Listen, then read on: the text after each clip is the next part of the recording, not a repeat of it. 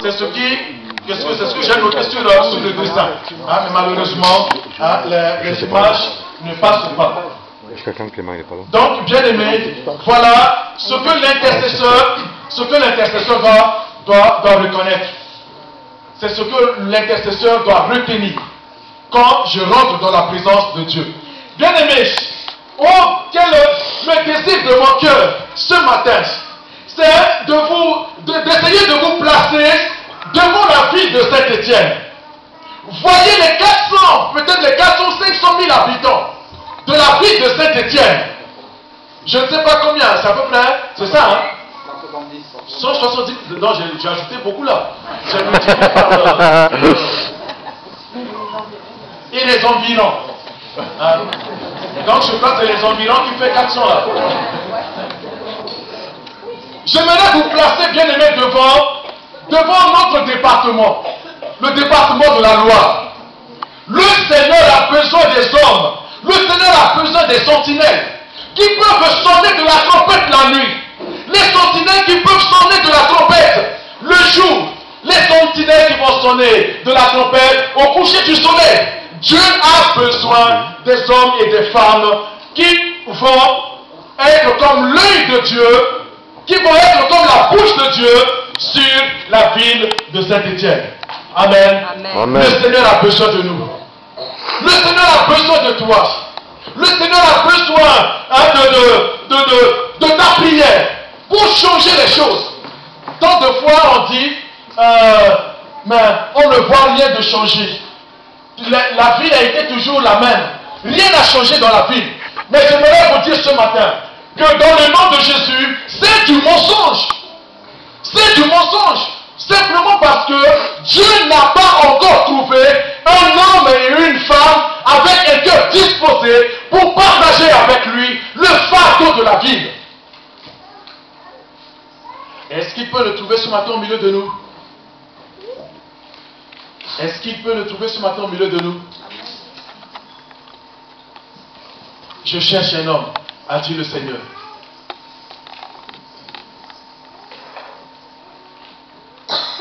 Est-ce qu'il peut le trouver ce matin au milieu de nous?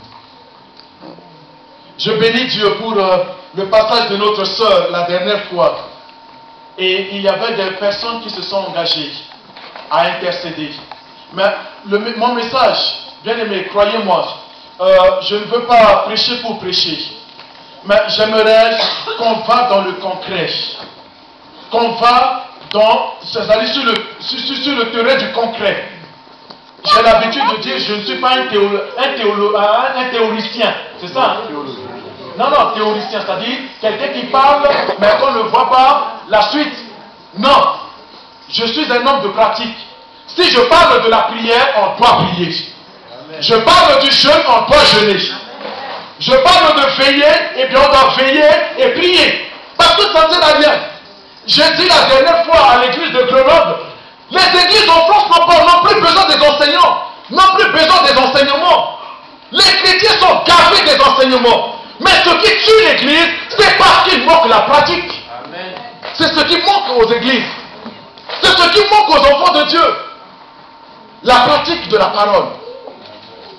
Ce que je suis en train de vous dire, bien aimé, ce que je suis en train de vous enseigner, je l'ai vécu dans ma propre vie. Je l'ai expérimenté dans mon propre pays. Quand je dirigeais l'intercession nationale de mon pays, eh bien, j'ai vu des choses changer à travers la prière. J'ai vu comment Dieu a renversé des choses à travers la prière. J'ai vu des boîtes de nuit fermées à travers la prière. Amen. Je sortais chaque matin. À 2 h du matin, je faisais des rondes autour des boîtes de nuit de mon pays. Jusqu'au moment où ça soit fermé. Parce que je sais une chose. Ce n'est pas les paroles vaines qui peuvent changer les choses. Mais c'est quand les paroles sont libérées de la prière avec un acte de foi, eh bien Dieu agit sur la base de sa parole. Amen. Amen. Amen. Dieu change les choses. Des familles de mes propres yeux que j'ai vues, des familles complètement bouleversées, déchirées. Mais lorsque nous avons commencé à intercéder, j'ai vu ces familles transformées, se réconcilier entre eux.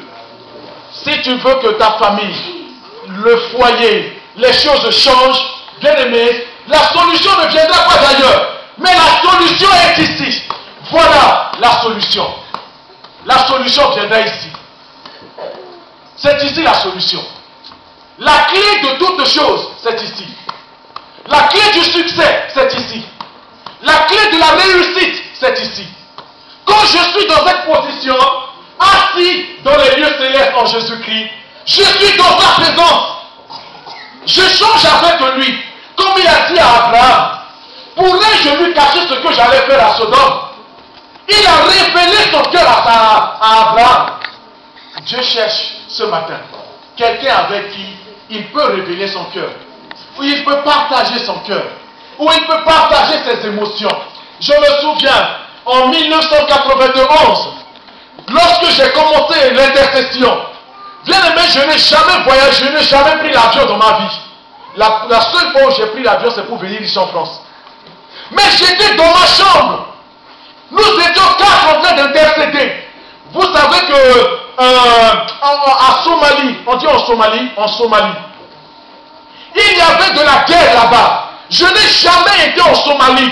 Mais bien aimé, dans ma chambre, j'étais en train d'intercéder. Je pleurais pour les Somaliens. J'agonisais pour les Somaliens. Parce que l'intercesseur, c'est celui-là qui s'identifie au problème de la personne. Celui qui prie pour quelqu'un, l'intercesseur s'identifie aux difficultés de la personne. Il agonise, il ressent le même besoin de la personne. Voilà la vie de l'intercesseur. J'intercédais pour les Somaliens. Je ne connais pas un Somalien. Je n'ai jamais été en Somalie. Mais depuis ma chambre bien-aimée, le Seigneur me transporte comme il a transporté Ézéchiel. Le Seigneur me transporte sur le ciel. Je voyais le pays de Somalie. Je voyais les désastres qui étaient en Somalie. Je pleurais. Je disais, Seigneur, interviens. C'est ton peuple à toi. C'est une nation. Pourquoi, Seigneur, que cette nation sera détruite? Seigneur, interviens. J'étais là en train d'intercéder. Le Seigneur m'a transporté en esprit. Et je voyais le pays de Somalie. Je l'ai expérimenté plusieurs fois. Ce que je suis en train de vous dire. Mon frère Dominique et mon frère Jérôme, il est là. J'étais parti, ils étaient partis avant moi. À la frontière de Centrafrique-Soudan. Un coin complètement oublié. J'étais arrivé. Ce message que je vous prêche là, je l'ai prêché depuis 1995. Ce que je suis en train de vous dire. Bien-aimé, j'ai commencé à intercéder. Le Seigneur m'a donné juste une parole. Combien de paroles l'Église n'a pas reçues? Mais les promesses de Dieu demeurent. On ne voit pas les accomplissements des promesses de Dieu. De fois, on prend Dieu pour le menteur. Excusez-moi. De fois, on va jusqu'à même prendre Dieu pour le menteur. Dieu n'a pas menti. Les promesses de Dieu sont là. Mais ce que Dieu attend, c'est d'enfoncer ces promesses-là dans la prière. C'est la prière qui va faire que les prophéties qu'on entend, les prophéties qu'on reçoit, ces prophéties-là vont atteindre, vont arriver en maturité. C'est lorsque nos cœurs se mobilisent dans la prière. Dieu m'a donné une parole. Les ténèbres ne régneront pas toujours. Mais bientôt, ma lumière apparaîtra. Amen. J'étais à la frontière de Centrafrique-Soudan. Bien-aimé, la région était complètement animiste. Mais là, j'ai vu la gloire de Dieu de mes propres yeux. On a commencé à travailler. En même temps, on évangélisait.